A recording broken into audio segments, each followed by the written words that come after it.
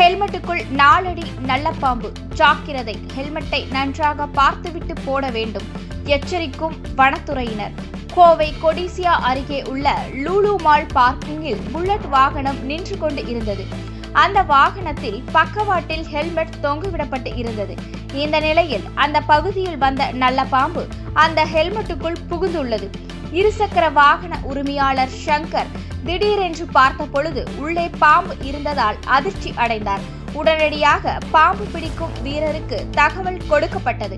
அங்கு வந்த அவர் லாபகமாக அந்த 4 அடி நீளம் உள்ள நல்ல பாம்பை பிடித்து வனத்துறையினரிடம் ஒப்படைத்தனர். கோவையில் காலை வேளையில் மிகவும் குளிராக இருப்பதால் மிதமான வெப்பத்தை தேடி இது போன்ற பாம்புகள் வருகிறது என வனத்துறை சார்பில் தெரிவிக்கப்பட்டது. ஆகவே பொதுமக்கள் ஹெல்மெட் போடும் பொழுது நன்றாக கவனித்து போட வேண்டும் என எச்சரிக்கை விடுத்துள்ளனர்.